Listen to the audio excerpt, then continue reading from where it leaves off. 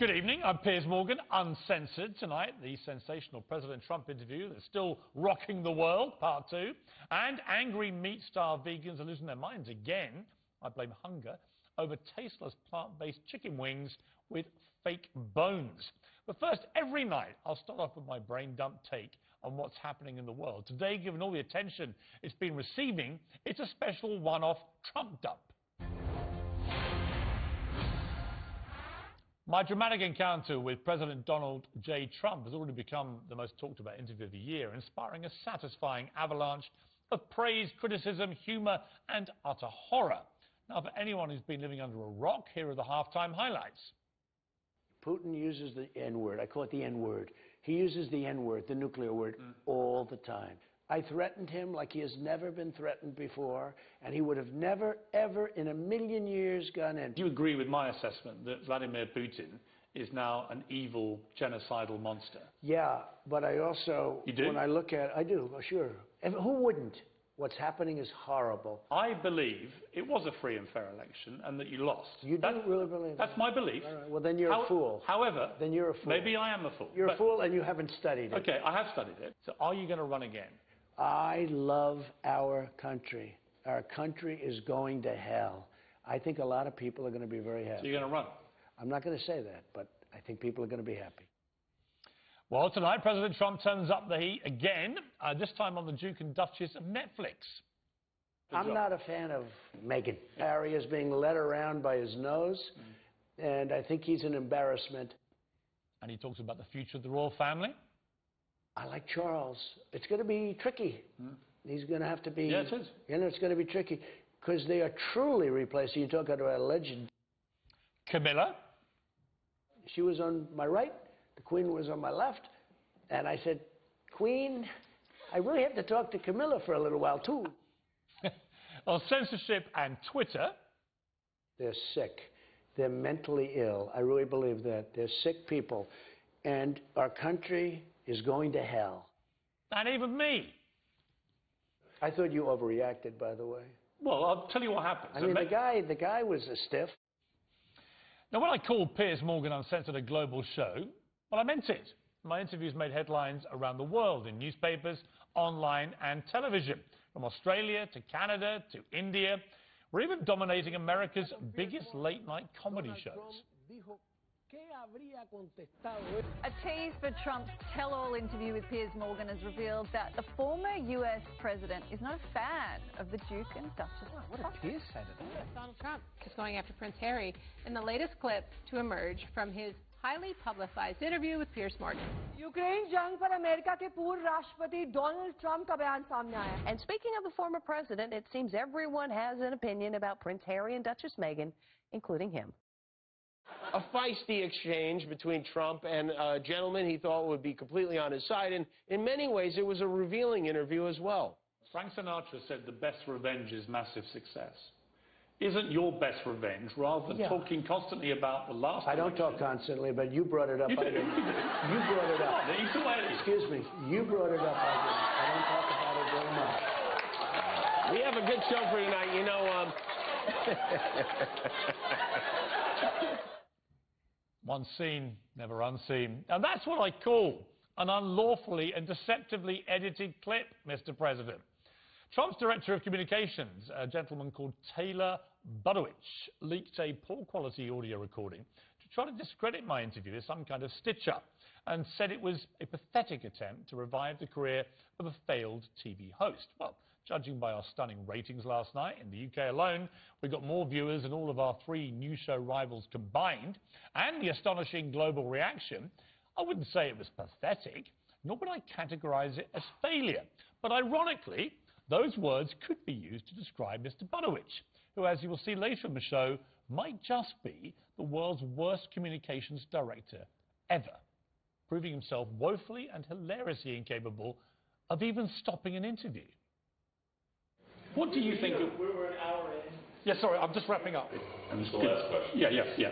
One last question. That's it. No, yeah. Last question 4 times. No, I realize that. You're lying. There's been a veritable orgy of speculation about whether Trump actually stormed out of the interview. Well, tonight I'm going to settle all this once and for all. I'm going to play the whole thing, completely uncensored. Last night's show made television history, broadcast in 4 countries, debated around the world, and today I've been showered with equal dollops of praise and criticism. The Daily Telegraph said Slick Morgan's in the driving seat of a purring Rolls-Royce. I'd have preferred Aston Martin, but I'll take it. The Times of London, Morgan holds his own in a bold start, and Britain's biggest selling popular newspaper, The Sun, says Morgan shines on a night of TV history.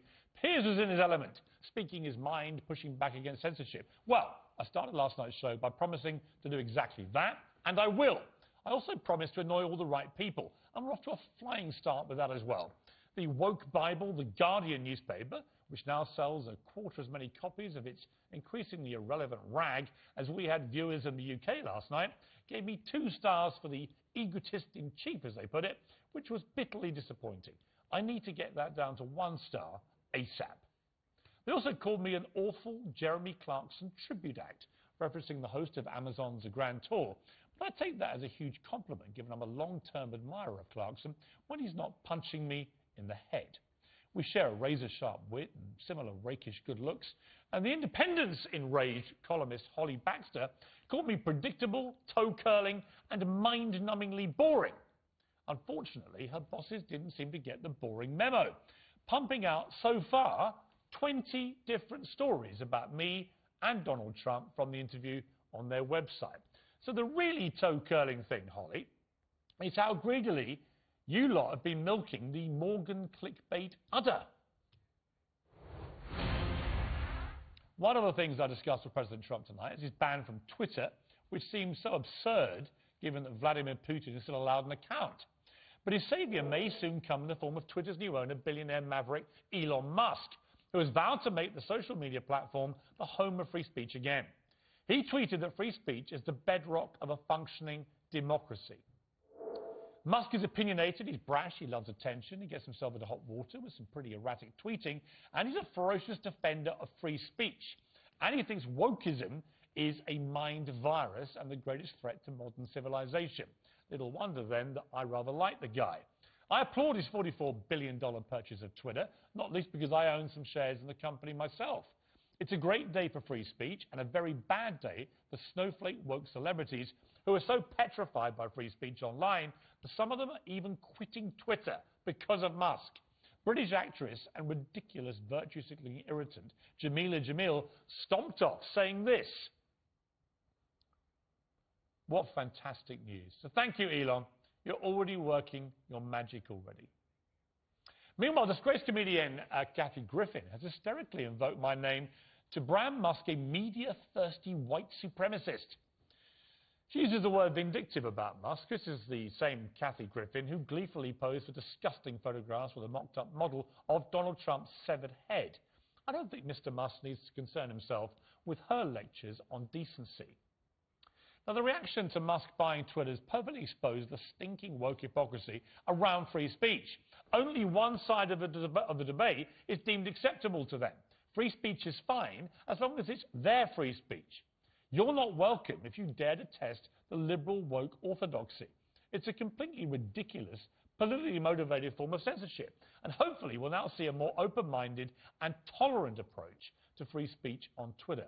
Never again must we see a situation where a paper like the New York Post is banned for running a true, legitimate, bombshell political story just before an election, simply because it doesn't suit the political leanings of the people who run social and mainstream media.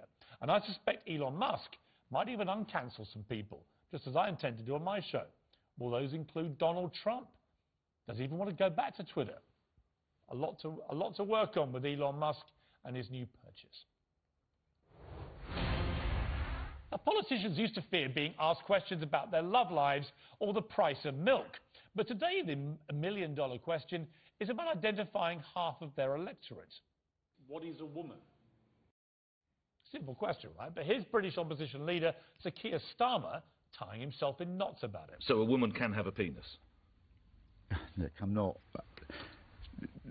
I don't think we can conduct this debate with, you know... Sorry, have I offended you in some way? No, it's just... No, I just... And Supreme Court Justice Ketanji Jackson. Can you provide a definition for the word woman? Can I provide a definition? Mm-hmm. No. Yeah.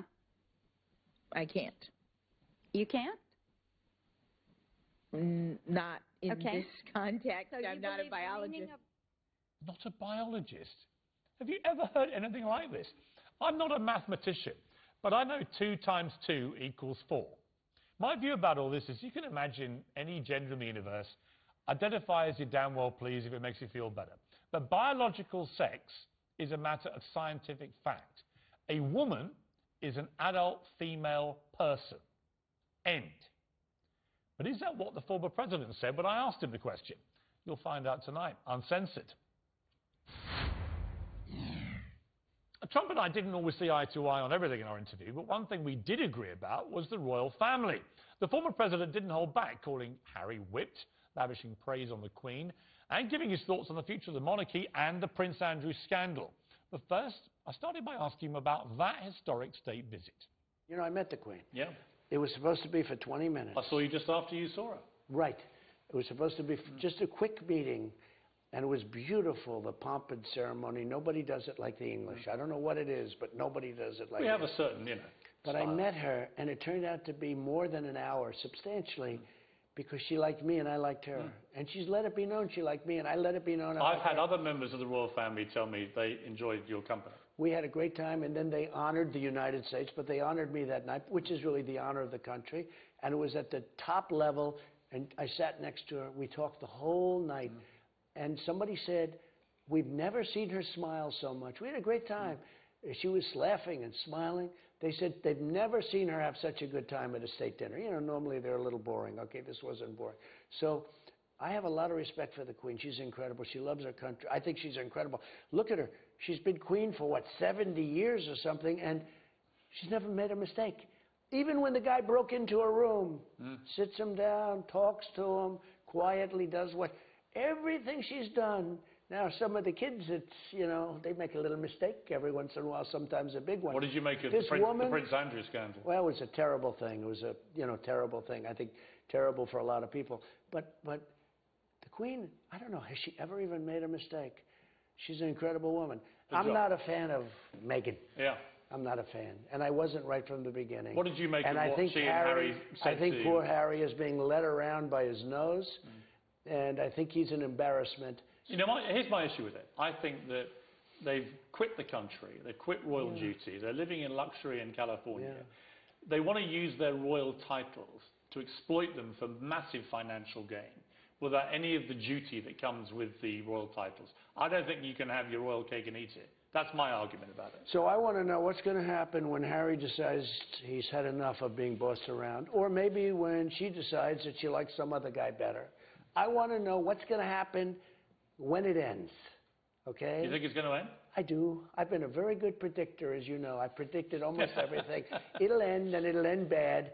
And I wonder if Harry's going to go back on his hands and knees back into the beautiful city of London and say, please, you know, I think Harry has been led down a path. I found it when I heard he wasn't going to Prince Philip's memorial service.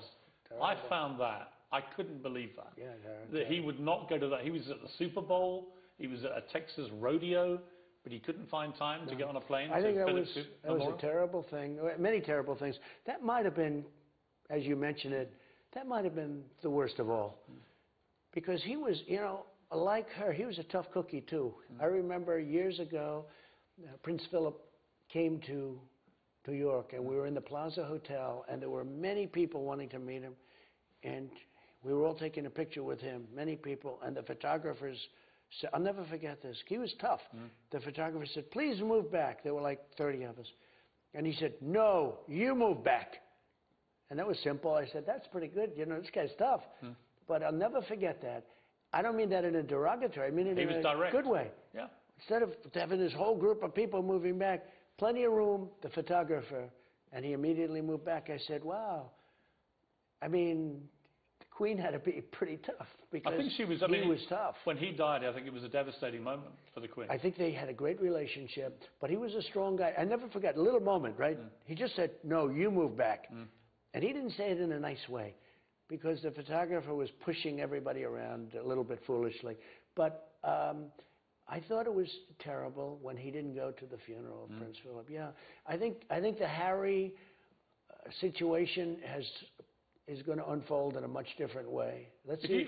If you were the Queen, is it at the stage now, would you remove their royal title? I would. The only thing I disagree with the Queen on, probably one of the only things ever, is that I think she should have said, if that's your choice, fine, but you no longer have titles, you no longer, and frankly, don't come around. You just, because her loyalty is to the country. She said that many times. Her loyalty is to the country.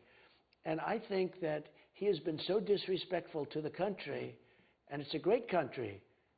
I own a lot of things there. I own a place called Turnberry. You do? And in Aberdeen I own. And I mean, we have, Aberdeen is beautiful, the oil capital of Europe, and I own things there, and I love that country. It's incredible. It's Scotland. I love Turnberry. I love what I did there. I built things there. It's a great golf. And I respect one of the best in the world. And I will tell you, she is more passionate about her role and the country. It's going to be very interesting. Someday, she won't be there. Right. It'll be very interesting what happens. And I know Charles pretty well.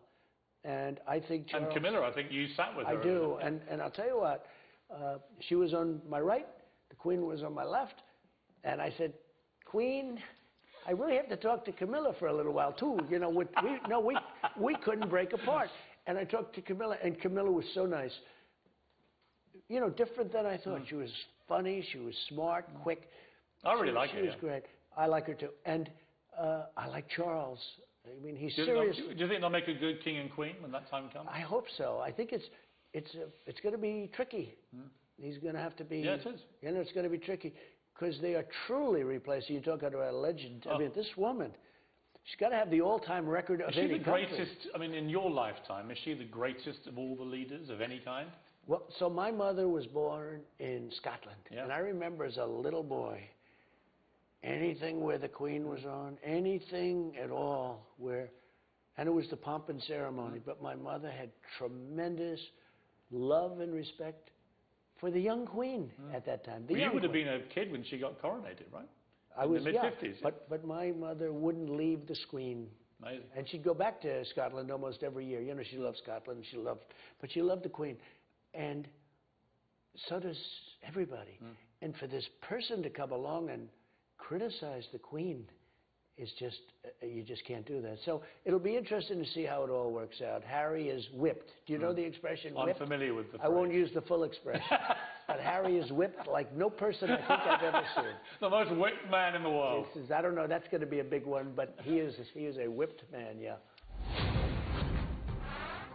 Uncensored next, Trump's answer to a simple question. What is a woman? And I'll show you how our interview really ended. Turn the camera off.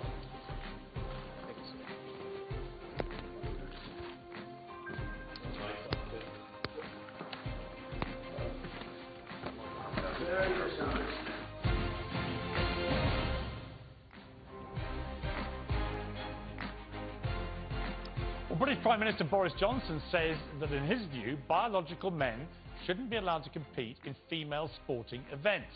I agree, and I don't actually think it's a controversial statement. But what does Donald Trump make of athletes like Leah Thomas, the swimmer who was a mediocre performer as a man, but is now demolishing her rivals and destroying women's records, and in my view, making a mockery of sporting fairness, seemingly with the full backing of the woke brigade?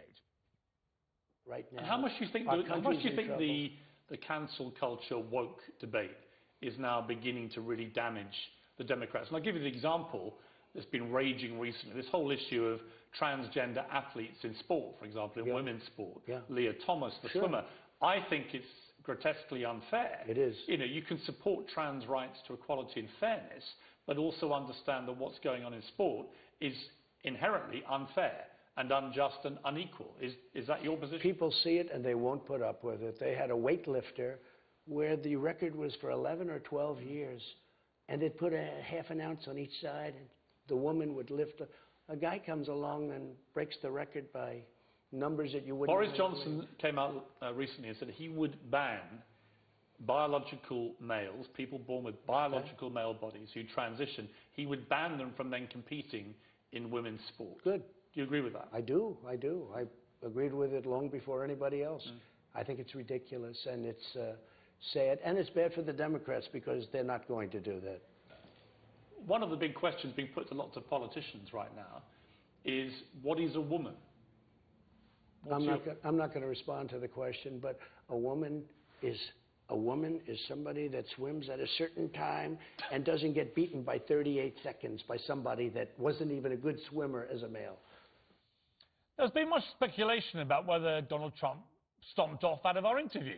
I plan to resolve that tonight and show you exactly what happened. But before all this, do you remember the most talked about TV walkout before? Because that involved me.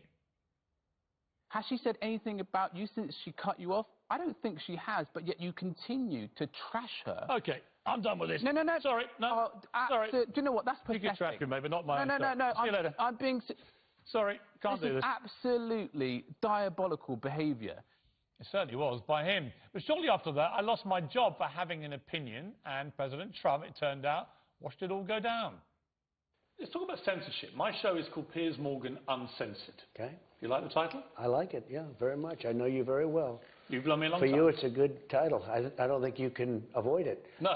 So it's an accurate title. I don't think if they told you to behave yourself, you can't. So Exactly. it's probably a very accurate title. I chose the title because I lost my last job. Yeah, I saw that. At the Good Morning Britain show. I thought you overreacted, by the way. Well, I'll tell you what happened. I mean, the guy was a stiff. Oh, no, it wasn't about him. You didn't have to do. It wasn't actually about the walkout. So here's you what made it about him. He probably got a nice. You're right about that. But here's what happened. So I watched the Oprah Winfrey interview with Meghan Markle and Prince Harry, and I'm angry watching it. I think and you were right to be. I thought the attacks on the royal family were disgraceful. I agree. And unsubstantiated. I'm calling them a bunch of By the way, cowards. I agree with you. Right. I'm a big fan of the Queen. So let me ask you what you would have done then. So then it turns out Meghan Markle writes to my boss at ITV and basically demands my head on a plate. Yeah. And the next day I'm told I've either got to apologise for disbelieving her or I had to lose my job. Now, what would you have done? I would have left, but I wouldn't have attacked the weatherman. You know, he wasn't worth it. Well, I didn't attack him. I left the room. Well, you did. No, you attacked him. He attacked you, and then I would have handled it differently, but that's okay, you know. But would you have apologised? I've known you a long time. Would you have apologised? Well, I thought you were right about the thing. I just didn't like the way you handled it. Is that okay? I think you're not wrong about it. I shouldn't have walked off. I don't know if you're going to leave this on your interview, but... We're going to leave it on the interview. Okay, good. I mean, I don't want to insult you. The show is called Piers Morgan Uncensored. Yeah. You're allowed to have your opinion. Part of what happened to me was this issue of censorship and free speech. You've had a taste of this by being removed from Twitter, which was a great platform for you. You were very popular on it, and you were very entertaining on it, depending on your viewpoint. Yeah. I liked you on it. I miss you on it. It used to cheer up a boring day. And Twitter is now boring. Well, do you miss being on Twitter? So, I'm doing my own platform. I think it's going to be very big. I think it's going to be very successful. We'll see. But we need a voice. The good news is I have a voice because I do interviews with you and other people, some friends and some not friends of yourself. Mm-hmm. Some you know very well, right? And some you respect a lot and some you don't. Yeah. But I'm able to get my voice out. But Twitter, what they're doing is really horrible. Well, there are two things they did, which I think are really contentious. One, they continue to ban you from the platform, but they allow Vladimir Putin to have a Twitter account. Yeah. They allow the Supreme Leader of Iran to have a Twitter account. They allow a number of Taliban leaders to have a Twitter account. I don't see how they can square off allowing those people to have their platform, you know why? But not a former President of the United States. Do you know why? Because they're sick. They're mentally ill. I really believe that. They're sick people. And our country is going to hell. Right now, our country is going to hell. We have an invasion at the southern border and beyond, but we have an invasion coming in. This is bigger than any army is coming in. And it's not 2 million people. I believe it's 10 or 12 million people a year. At the end of Biden's term, I think you'll have 30 to 40 to 50 million people will have come into our country. Many of these people are not people that would ever qualify for any country. Many are people released from prisons from other countries. You know, last week we had 129 countries represented. It's no longer Honduras and Guatemala and Mexico and, you know, the area. They think like, oh, they're coming in from El Salvador. It's now, the whole world is being dumped into the United States. We're like a garbage dump. And this is allowed to go on.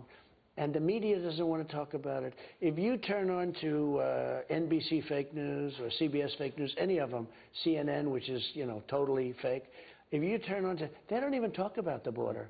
They rarely talk about the border. Such an important thing, and they rarely talk. Our country is being invaded, and we do nothing about it. I believe, and we'll finish up with this, but I believe our country has never been at a lower point. We had the strongest border in the world. We had the strongest border we've ever had. And now we have the weakest border. We had the best economy, and now we have inflation that's destroying. You know, inflation, if you're like in real estate, like I am and was, if you're in real estate, inflation is a wonderful thing until everything explodes. Here's the big... Now, how could I not talk about exactly how our incredible interview finally ended? After all, it's made global headlines because apparently the promo was rigged. Donald Trump himself issued 2 statements branding it fake news. Well, here's what really happened. It is true that I had a lot longer with him than I'd been promised, nearly 3 times as long, in fact. But whenever I've interviewed Trump in the past, you buy as much time as you can, and he stays as long as he wants. That's how the system works. The real problem, it seemed to me, was that he was already simmering with anger about the confrontation over the alleged stolen election, where I didn't agree with him, but also that his aide was incredibly irritating and incompetent as he tried to stop the interview. What do you think of... We're an hour in. Yeah, sorry, I'm just wrapping up. This is the last question. Yeah.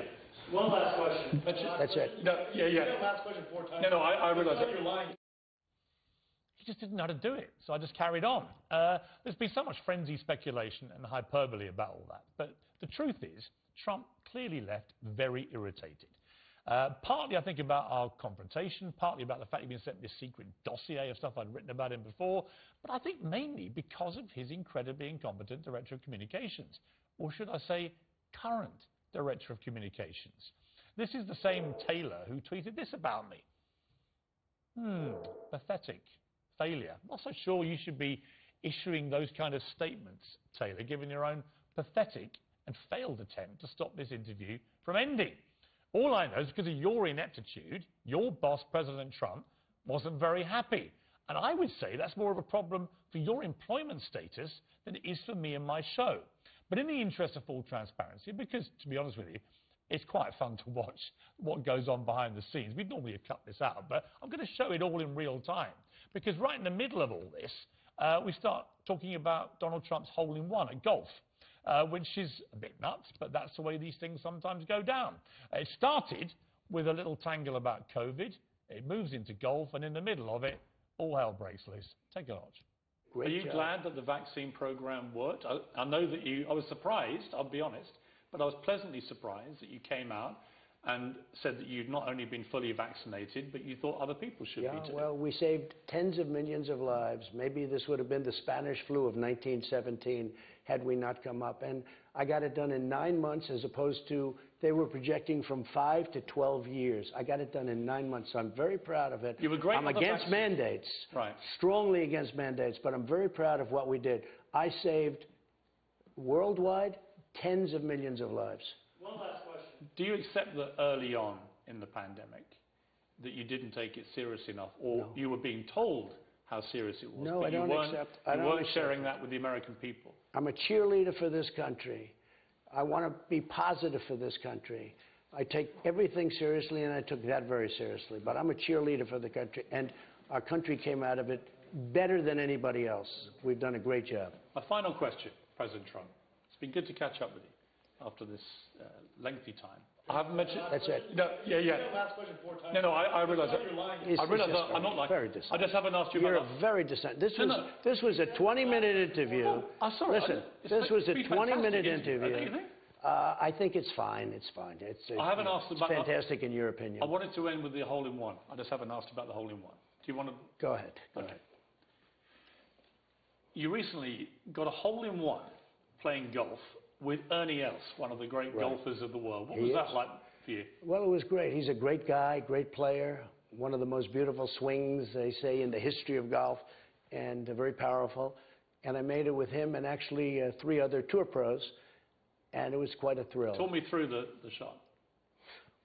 Well, I hit the ball. It was hit well. It felt good. The wind was blowing hard into my face. It was a 5-iron that went 181 yards, and it went clank right into the hole. It landed on the green in one bounce, and it went clank. And Ernie, who's a low-key guy, one of the reasons he's acceptable, the Big Easy, right? But Ernie and the other pros started jumping up and down in the air. And I said, why are you guys so excited? He says, because we don't see hole-in-ones. They make, I guess, one every 3 tournaments, and then you have to be in the group. So it's rare. Have you had one before? I've had 7. This was the 7th. 7 hole-in-ones? Yeah, 7. This was my 7th, which isn't that high a number, believe it or not. If somebody plays golf, I hear the record is 49. Okay, people. Did you buy a round of drinks in the bar afterwards? I don't know, but I would certainly have been happy to. Well, you don't drink. I don't drink, no. It is traditional. You buy a round for everyone. That is true. That is true. Did you do that? Probably happened. I didn't check, but probably happened because I own the club. I'm sure it happened. Congratulations on the hole-in-one. All right, thank you very much. And thank you for a great interview. Thank you very much. Appreciate it. Okay. Thank you. Okay, let's go. That was a great interview. Yeah, that's fine. Thank you very much. I really appreciate it. Turn the camera off. Thank you, sir.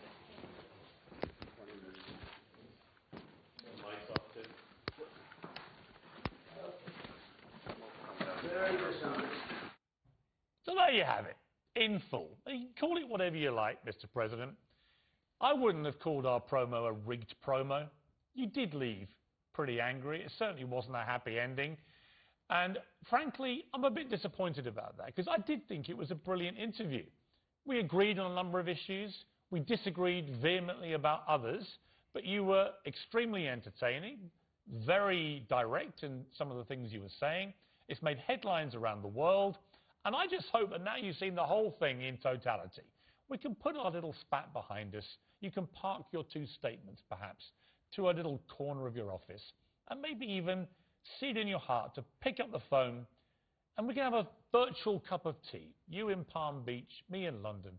Milk, no sugar, and Yorkshire Gold.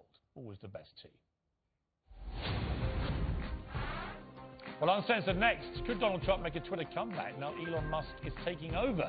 I'll give you my thoughts.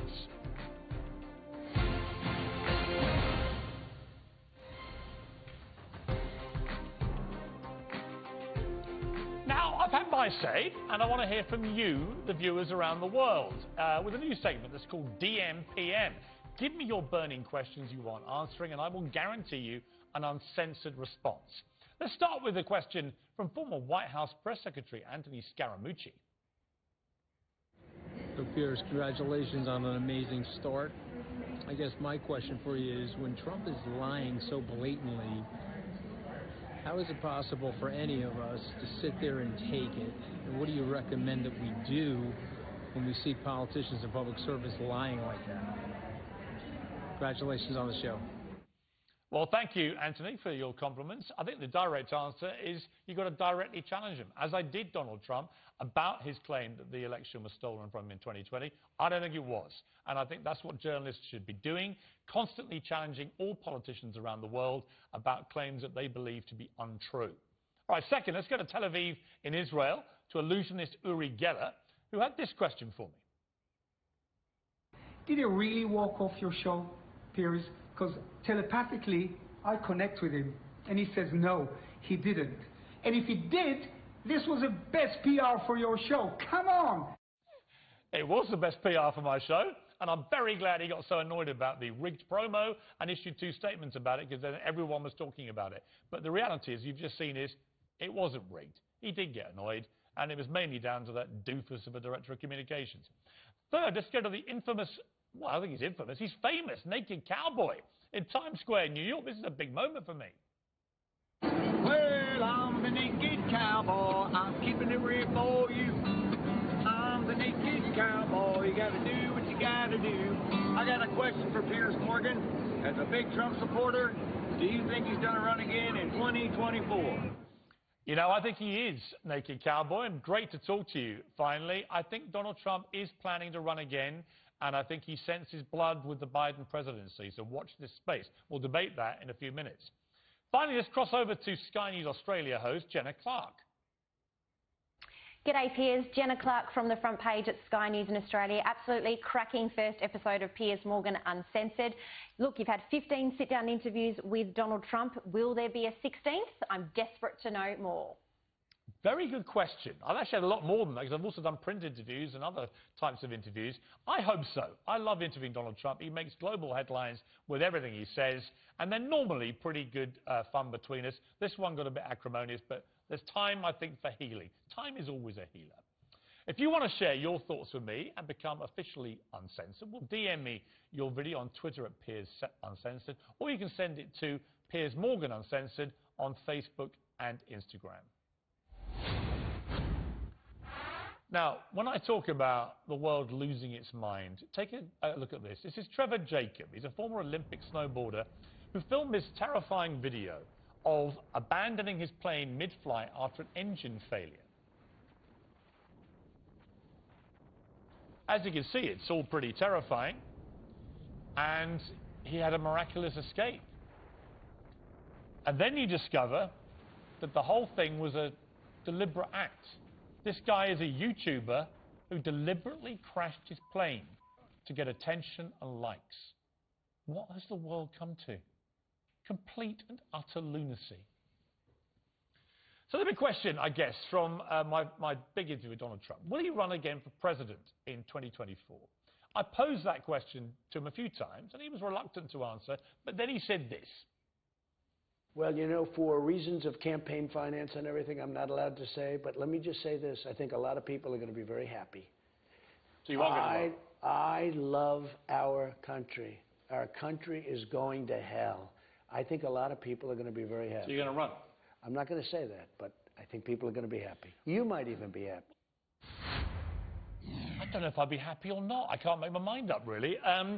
But we've got two people here I suspect will have a different view of what decision would make them happy. So I'm joined now by the Fox Nation host, Tomi Lahren, and the author and self-proclaimed Moe Marxist, Grace Blakeley. Welcome to both of you. Grace, let me start with you.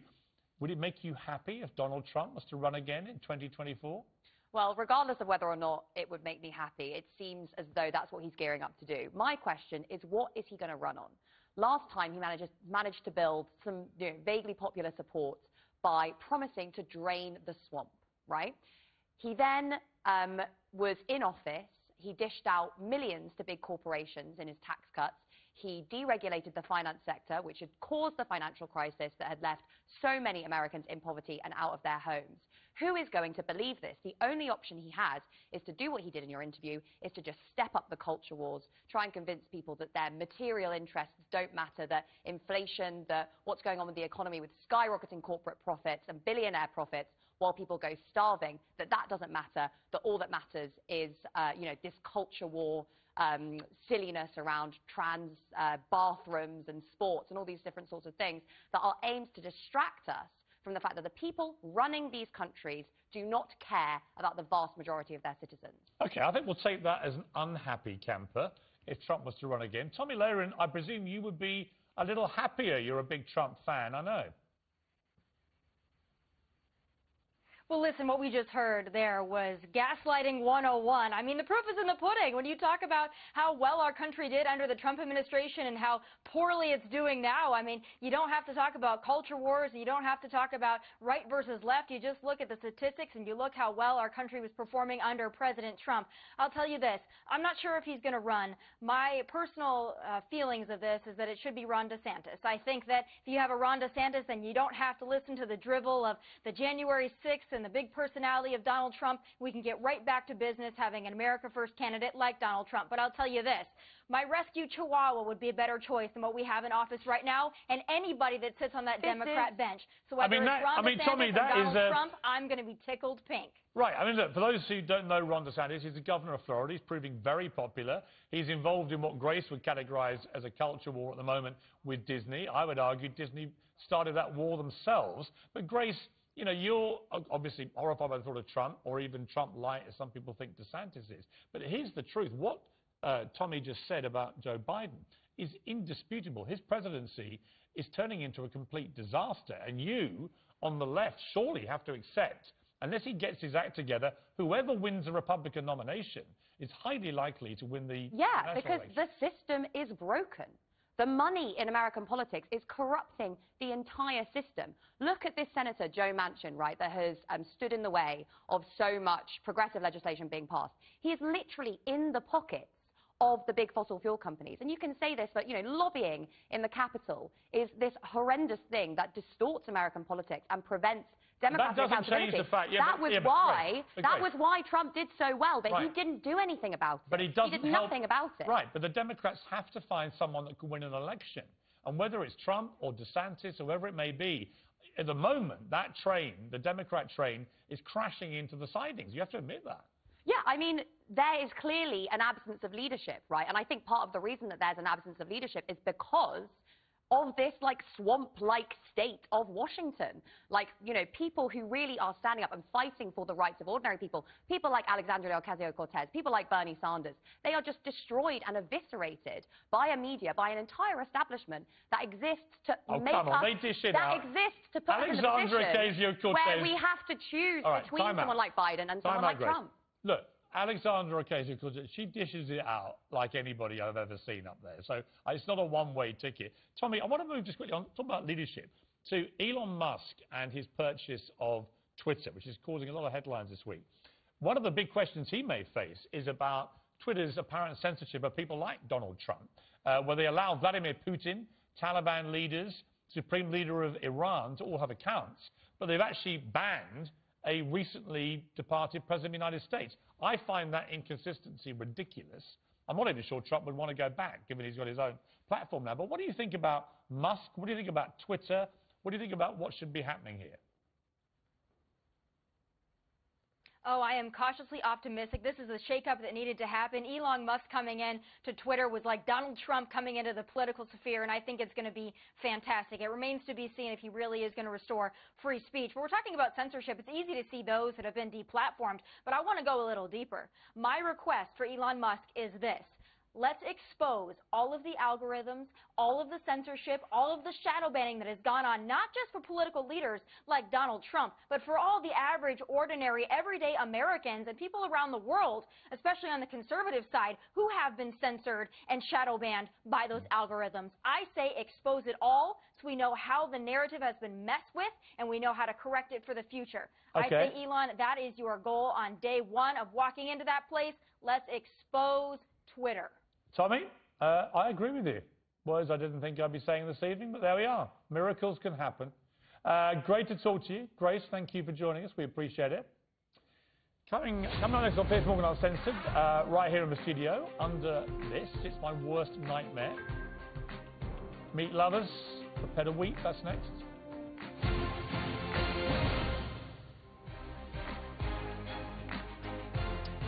Welcome back. I regret to inform you the vegans are at it again. The world's gone nuts. I feel like chicken tonight, like chicken tonight. Yeah, we've had vegan sausage rolls, plant-based burgers, fishless salmon, and now one company's taking it a step further, and I have a bone to pick with them because they're selling fake chicken that now includes bones. That's vegan bones. Thank you, Tim. Here they are. The vegan boned chicken wings, which are made of sugar. Now, they claim to be changing the definition of boneless for the better. The jackfruit wings are described as the hero product, apparently we're all wanting. But why on earth would non-meaters want to be reminded of the carcass of a dead animal? The last time I checked chicken wings, they were real chicken, with real bones. It's almost like vegans are craving real meat.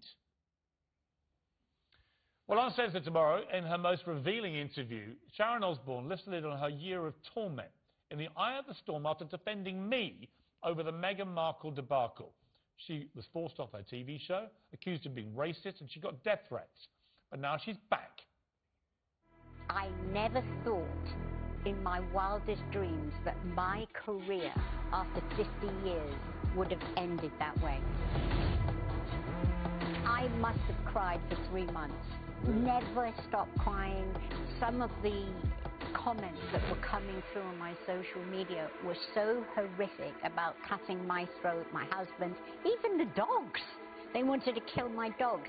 And then they started on Aussie, and I just thought, this is just insanity. Did I want my legacy for my family to be, oh, well, your nana was on television, but everybody said she was racist, so she never went on television again. And that kind of ate me up. Sharon Osborne exclusive tomorrow night, and I can reveal, just now confirmed, the world heavyweight boxing champion Tyson Fury will be here as well, world exclusive on Piers Morgan Uncensored. That's it for tonight. Remember, keep it uncensored. Good night.